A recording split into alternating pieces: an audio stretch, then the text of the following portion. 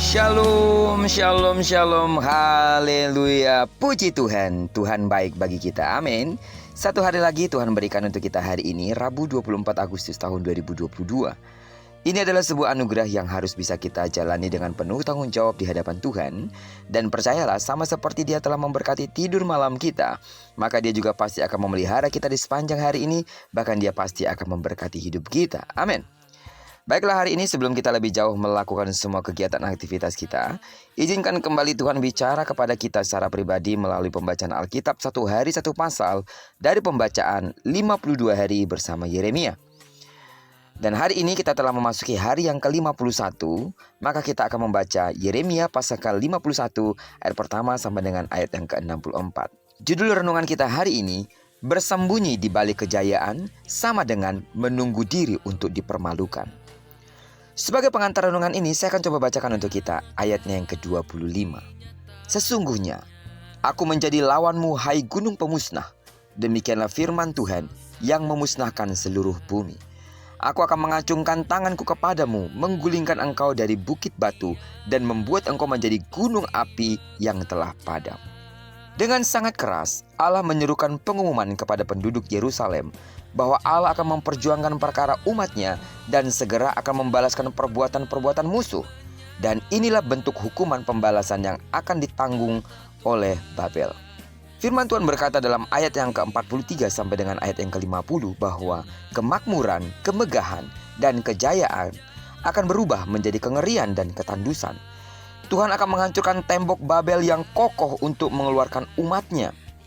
Babel yang jahat telah merusak dan membunuh banyak orang di segenap penjuru bumi, dan Tuhan akan membalaskan hal itu.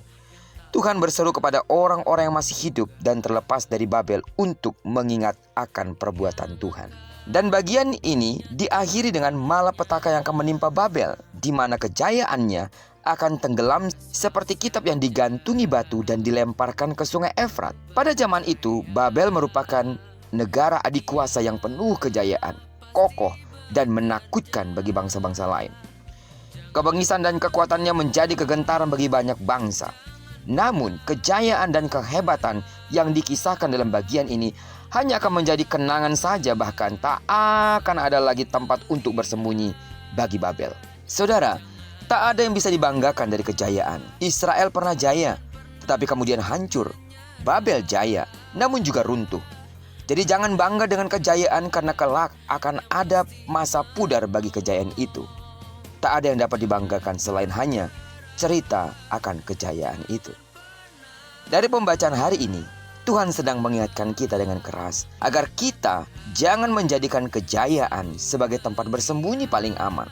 Karena kejayaan hanya akan menempatkan kita selangkah dari kehancuran. Allah sendiri memporak-porandakan kejayaan bangsa-bangsa karena di dalamnya selalu ada kecongkakan dan kesombongan. Dan barang siapa yang sombong dan congkak, bukankah mereka akan direndahkan oleh Tuhan?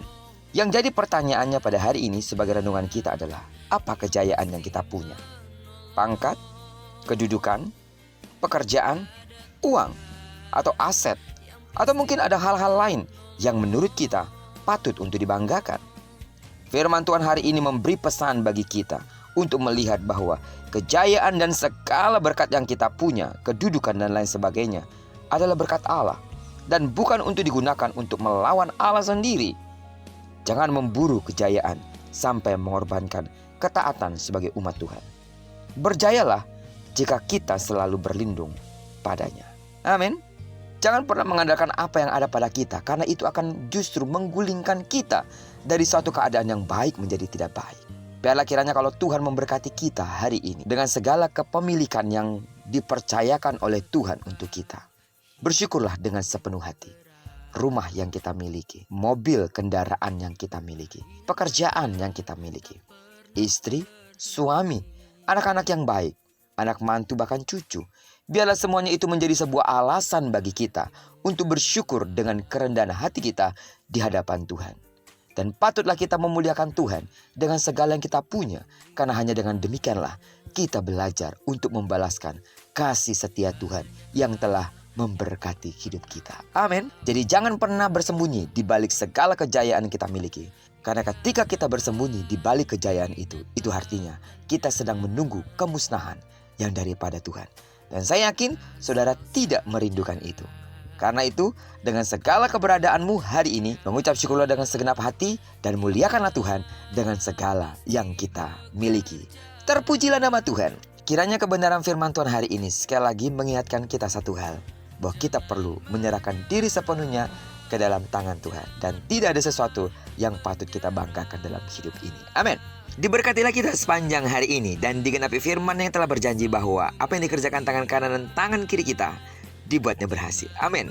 Dan karena kita telah menyerahkan diri kita sepenuhnya ke dalam tangan Tuhan, maka kemanapun kaki kanan kaki kiri kita melangkah sepanjang hari ini, di sana kemuliaan Tuhan akan dinyatakan. Dan doaku terus bagi seluruh sidang jemaat Tuhan dan saudara dimanapun berada, kasih karunia Allah menyertai hidupmu di sepanjang hari ini. Bagi saudara dan seluruh sidang jemaat Tuhan yang mungkin sakit secara fisik, dengarkanlah bahwa di dalam nama Yesus sembuhlah sesuai dengan takaran imanmu. Diberkatilah kita bersama dengan orang-orang yang kita kasihi, serta bersama dengan orang-orang yang kita cintai dimanapun mereka berada. Terpujilah nama Tuhan. Shalom.